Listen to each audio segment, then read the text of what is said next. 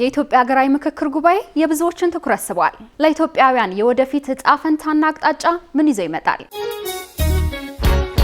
ሀገራዊ ምክክር የአንድ ሀገር ዜጎች ልዩነታቸውን በንግግርና በመደማመጥ ለመፍታት የሚያካሂዱት ሁሉን አቀፍ የውይይት ሂደት ነው። ኢትዮጵያም ከ4 ዓመት በፊት ጥልቅ የፖለቲካ ልዩነቶችን፣ አለመግባባቶችን፣ የታሪክ ስብራቶችንና ቁርሾችን ለመፍታት ብሔራዊ የውይይት ሂደትን ጀምራለች።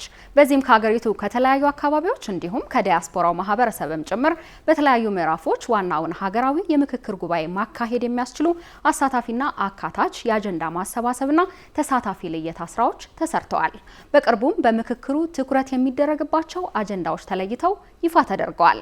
ታዲያ ሰፊ ቅድመ ዝግጅት ሲደረግበት የነበረው የሀገራዊ ምክክር ሂደት ተጠናቆ ነገ ሐምሌ 8 2018 ዓ.ም ከ4000 በላይ ተመካካሪዎች የሚሳተፉበት ዋናው ሀገራዊ ጉባኤ በአዲስ አበባ መክፈቻውን ያደርጋል።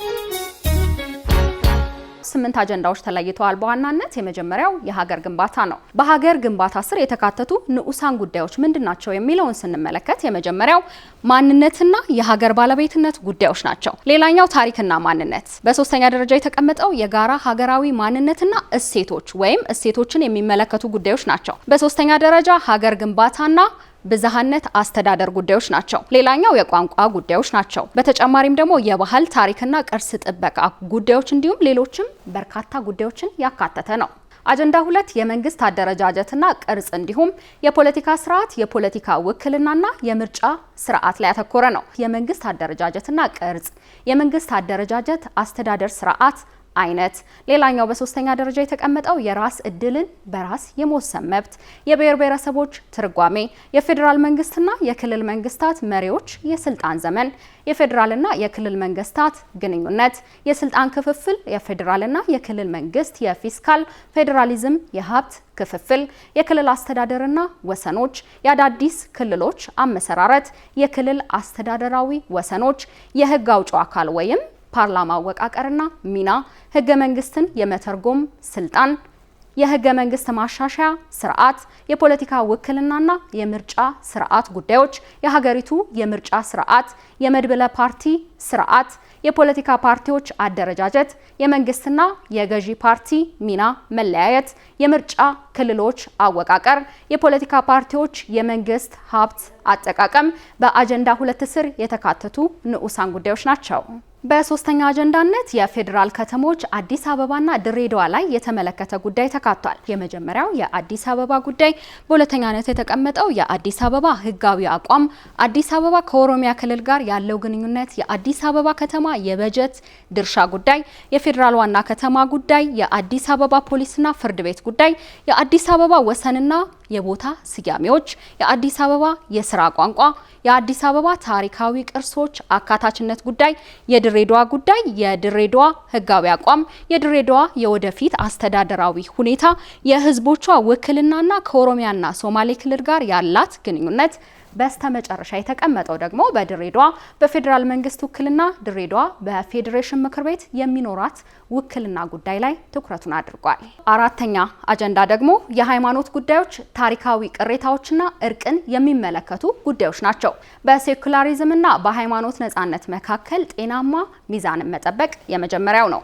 ሁለተኛው ደግሞ የሃይማኖት ነጻነትና ገደቦቹ። ሶስተኛ አናሳ የተከታይ ቁጥር ያላቸው ሃይማኖቶች ተቋማት ጥበቃ፣ የባህልና ከሃይማኖታዊ እሴቶች ጋር የሚጋጩ ድርጊቶች ጉዳይ፣ ታሪካዊ ቅሬታዎችና እርቅን የሚመለከቱ ጉዳዮች፣ ታሪካዊ መገለልና ልዩ ተጠቃሚነት፣ የእርቅና እውቅና የመስጠት ሂደት፣ በሃይማኖቶች መካከል ስላለው ግንኙነትና አብሮ መኖርን በተመለከተ፣ በሃይማኖቶች መካከል ያሉ ውጥረቶችና መፍትሄዎቻቸው፣ በሃይማኖቶች መካከል የውይይትና የምክክር ዘዴዎችን ማጠናከር፣ ሃይማኖቶች በህዝብ ህይወትና ማህበራዊ ግንኙነቶች ውስጥ ያላቸውን መስተጋብር በተመለከተ፣ በህዝብ ተቋማት ውስጥ የሃይማኖቶች ሚና፣ የሃይማኖቶች መድረኮች፣ ሚዲያዎችና ህዝባዊ ውይይቶች። በስተመጨረሻ የተቀመጠው ደግሞ የሃይማኖት ተቋማት የድምፅ አጠቃቀምና የህብረተሰብ መብት የሚሰኙ ናቸው። ሌላኛውና አምስተኛው አጀንዳ የተቋማት ግንባታ፣ የህግ የበላይነትና ሰብአዊ መብቶችን ይመለከታል። በዚህ ስር ያሉ ንዑሳን ጉዳዮች የሰብአዊ መብቶች ህገ መንግስታዊና ህጋዊ ማዕቀፍ ለሰብአዊ መብቶች ጥበቃ፣ ሌላኛው ደግሞ የተቀመጠው በሀገር ውስጥ የተፈናቀሉ ሰዎች መብቶች፣ አካል ጉዳተኞች፣ ተጋላጭና የተገለሉ ቡድኖች መብቶች፣ የሰብአዊ መብቶች ጥበቃ፣ በግጭትና በጸጥታ ሁኔታዎች ውስጥ ለሰብአዊ መብት ጥበቃ ተቋማዊ ማዕቀፍ የማጠናከር ጉዳይ፣ በውጭ የሚኖሩ ኢትዮጵያውያን ጉዳይ ወይም ደግሞ ዲያስፖራዎች ማለት ይቻላል፣ የጥምር ዜግነት መብት እውቅናና ሌሎች ጉዳዮች፣ የህግ የበላይነት ወይም ህጋዊነት፣ በህግ ፊት እኩልነት፣ ተጠያቂነት፣ የፍትህ ተደራሽነት፣ የተቋማት ግንባታ፣ የዲሞክራሲያዊ ተቋማት ገለልተኝነት፣ ነጻነትና ተደራሽነት፣ የፍትህ ተቋማት ነጻነትና ተጠያቂነት፣ የጸጥታ ደህንነት ተቋማት ነጻነት፣ ገለልተኝነትና አደረጃጀት፣ የሶስቱ መንግስታት አካላት ሚና፣ ነጻነትና ተጠያቂነት፣ የመገናኛ ብዙሃን ተቋማዊ ገለልተኝነት፣ ነጻነትና ተጠያቂነት። በስተመጨረሻ በዚህ አጀንዳ ስር የተቀመጠው ደግሞ የሲቪል ማህበረሰብ ድርጅቶች ሚናና ተጠያቂነት ላይ ያተኮረ ነው። አጀንዳ 6ና ያካተታቸው ንዑሳን ጉዳዮችን ስንመለከት ማህበራዊና ኢኮኖሚያዊ እንዲሁም የአርሶ አደሮችና አርብቶ አደሮች ጉዳዮች ላይ ትኩረቱን ያደርጋል።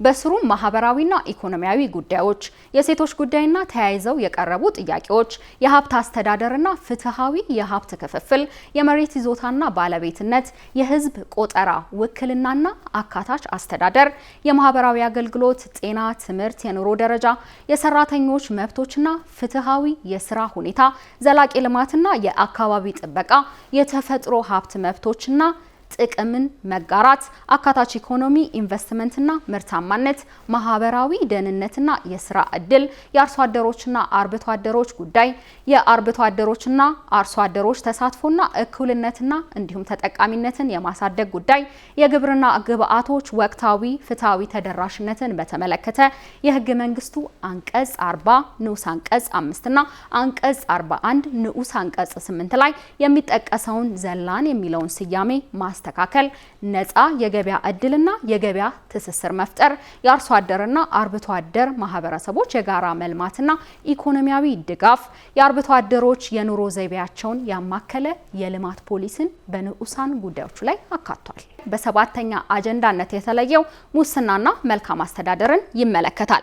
በዚህ ስር ያሉ ንዑሳን ጉዳዮች የመልካም አስተዳደር ችግርና የሙስና ጉዳዮች፣ የጸረ ሙስና ስርዓት ግንባታ፣ የመልካም አስተዳደር ስርዓት ግንባታ፣ ፍትሃዊ ፐብሊክ ሰርቪስ፣ ፍትሃዊና አካታች ፐብሊክ ሰርቪስ፣ በብቃት ላይ የተመሰረተ የሰው ሀብት አመዳደብና ቅጥርን የሚመለከት ነው።